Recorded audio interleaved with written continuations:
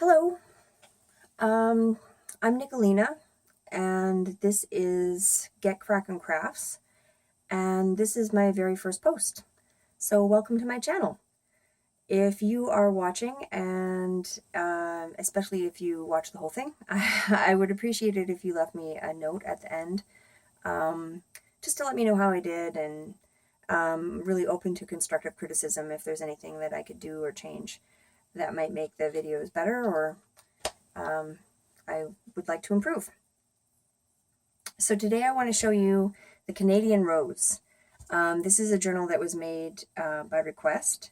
It's going to be a Christmas present. And the theme that I was given is pink, roses, and Canadian history. So the cover has a map of Canada on it, front and back.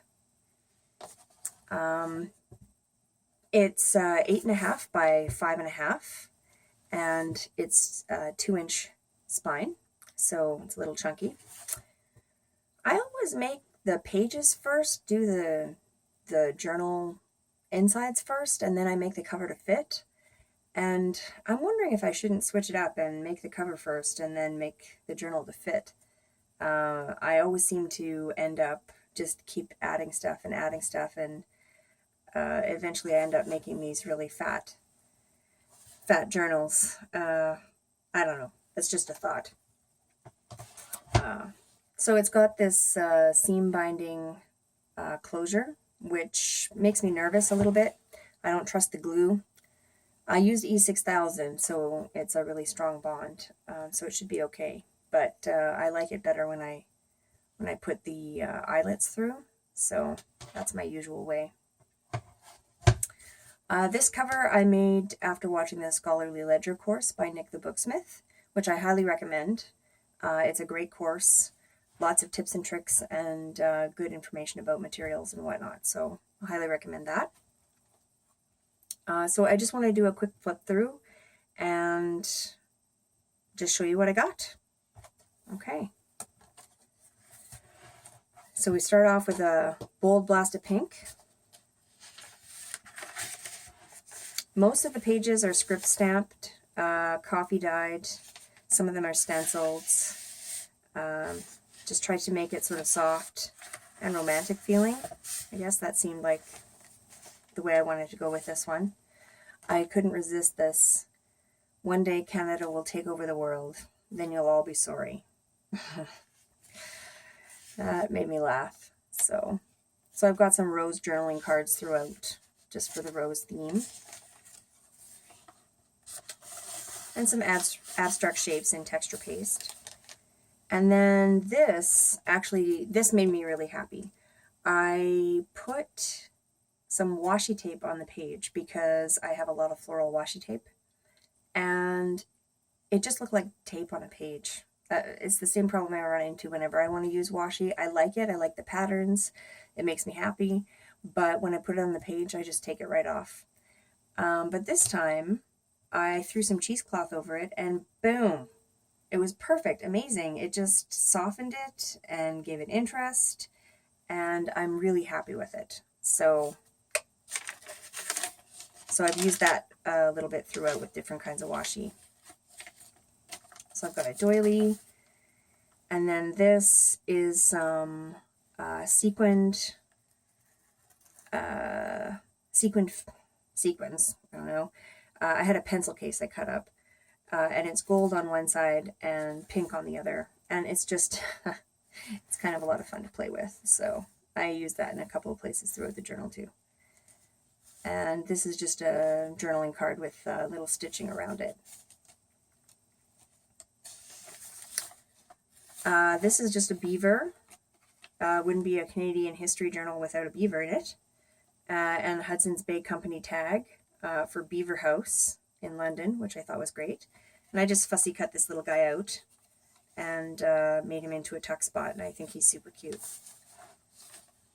We actually had a beaver take a couple of trees from our cabin recently, and so they're not my favorite creature right now, but this one's cute. So some more of that floral washi and cheesecloth. And this is vintage paper. It's from the early 1980s, I think, maybe 83, something like that. And this is just a doily tuck with a rose journaling card. And on this side, with the nod to Canadian history, just a display of arrowheads.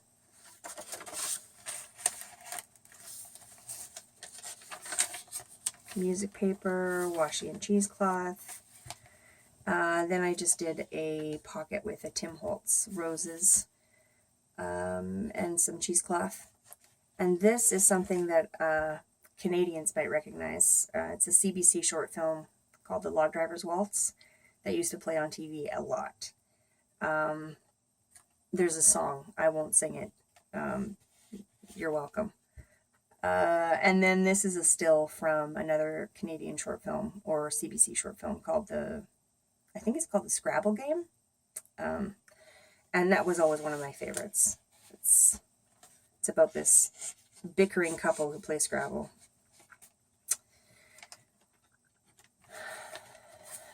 Let's see. Doily graph paper. I've got a journaling card with the famous Canadian sailing vessel on it, the Blue Nose, and that's just been made into a journaling card. Just a little blank there on a paperclip, little Tim Holtz paperclip. Some lace, a lot of stenciling. I really love this rose stencil, and this pink was just perfect. So I was really happy with how that turned out. And that's the end of the first signature. Second signature, we've got a brighter rose stencil, some washi and cheesecloth, another journaling card, just inked around the edges, some music, little washi, cheesecloth and lace, crochet lace, ledger patterned, and then this is a coffee dyed envelope with just a little embellishment there, Tim Holtz, some paper flowers and some cheesecloth, and then just a little tuck there for the top. And you can unfold this and you can journal in it, and you can also keep whatever you want in it. And just to get you started, I've got Louis Riel and his council, and I really like how the coffee staining came out on this one, so that's cool.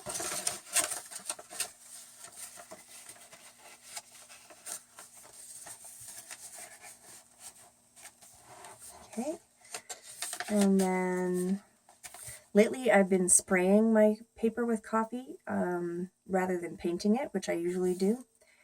And I really like the mildew effect that you get from the spray. So I think I'm going to keep doing that because I really, really like this. And then this is a great map of Canada. I love how it says Chippewa Hunting Country up here.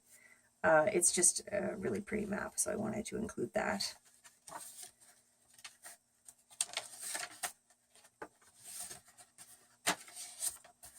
And then just some pink floral paper, and I made this little pocket. It's just got some journaling cards in it with distressed edges, distressed and inked edges, just something pretty. And the charm, it's a Tim Holtz charm, it just says XOXO. So, hugs and kisses. And I made this after watching, I think it was Wendy's Journal Adventure. I really like her channel. She has a lot of great projects on there that she shares, which is great. And some more music. Little journaling card with some sewing, graph. And then, oh, here's where I took out my patriotic fervor on the journal. We've got Terry Fox. Made him into a little booklet. It's just a little paper pad with just a couple of little notes that you can record whatever. So you had to have Terry Fox in there. And it says, "Oh, Canada." And if you take the clip off, because it's a little bulky, it needed a clip, I've got some pockets on the inside with just a few little journaling cards tucked in. And this is coffee dyed parchment paper.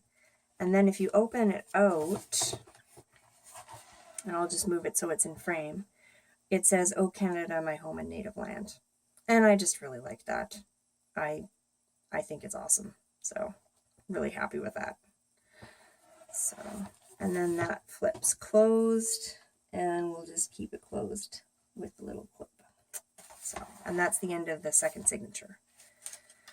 Third signature, little doily, little tuck spot there, nothing in it. This envelope I just decorated with a feather and a metal embellishment and some cheesecloth. And there's a picture of the recipient inside. She's looking fine in a dress with roses on it. And I put a little sonnet on the back about roses. It might have been good to go with Canadian poet, but I went with Shakespeare. You can't go wrong with Shakespeare. So, and then I found this booklet cover on Pinterest, the Canadian Red Cross Society's Knitting Instructions for War Work from 1940. And I just thought it would be cute to turn that into a little journal, little booklet. So I've got some coffee dyed parchment paper and some strong graph paper, and yeah, just thought that was cute, and it fits into this side tuck. A little more washi and cheesecloth. Hey, sorry about that. I guess my phone had like 2 megabytes of memory left on it. So I'm just going to pick up here again. I've got a rose card tuck, and it's got a beaver image on it, and there's a muskrat and a porcupine too for good measure.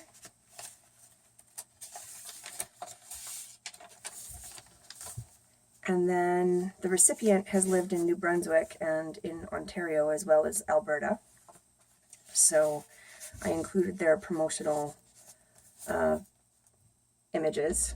And then a friend of mine actually, when she found out that I was doing a journal with the Canadian history theme, she thought I should have some beadwork in the journal. So she gave me this bracelet, which I thought was really sweet of her. And so I've included it. I was thinking of making it into, like, cutting it apart and using it as a design element, but in the end I decided to just include it, and then the recipient can do whatever she likes with it. Like that. So thank you, Sarah. That was very sweet of you.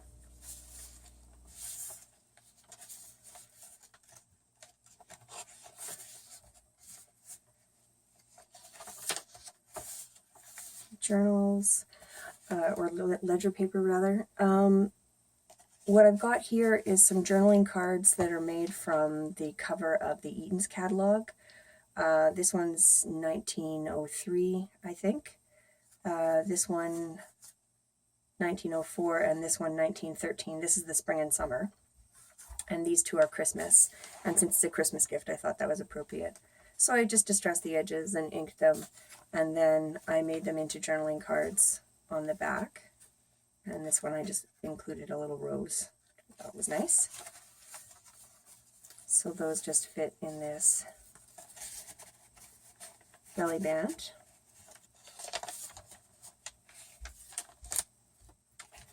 And then just a little piece of ephemera, Free Farms for the Million in the Dominion of Canada. I thought that was kind of cool, trying to entice people to settle. And this is actually my favorite washi, purple with like a metallic gold leaves. And then some more of this fish scale sequin stuff that you can sort of play with. And some Canadian money. Not real, of course. I have some Canadian money that's mine. I mean the old dollars. I always like these designs. They're nice. So that's in there.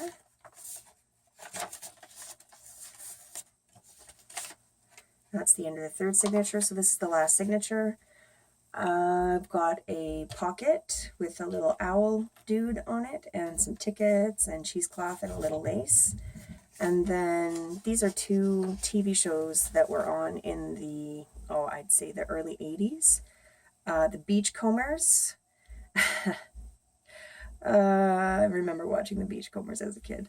And The Littlest Hobo, which is basically the most adorable TV show ever made, about this dog who goes around solving crimes and helping a new family every week.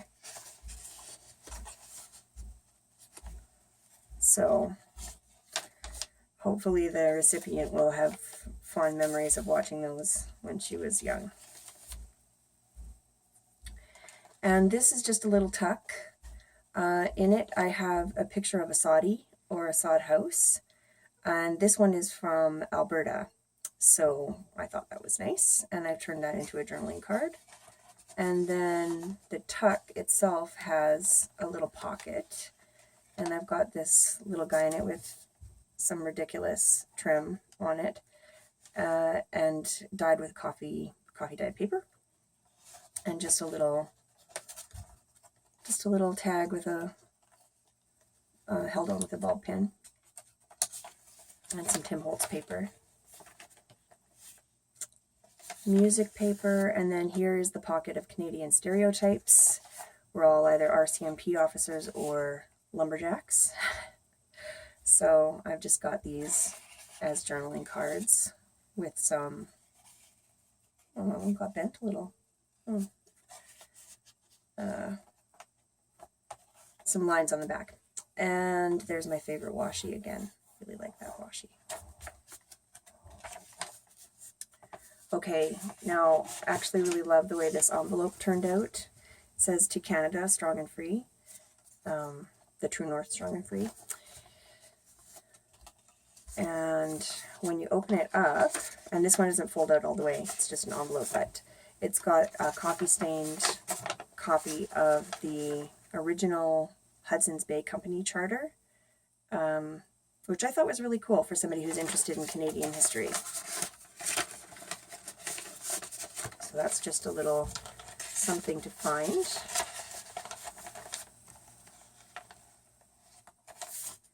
And then this is a picture of the Sundial Medicine Wheel here in Alberta, and this thing is huge. It's 5 meters. This is the scale. So 5 meters, it's like 15 meters by 20 at least. Really big. And I just thought it would be cool to include that. Medicine wheels are such amazing things. And then I thought that this stencil that I had looked kind of like a medicine wheel, like it was reminiscent of. So I did some texture paste on this opposite page. And then there is a map of Canada. This is the map that's on the cover of the journal. And I just thought it would be cool to have the full map inside.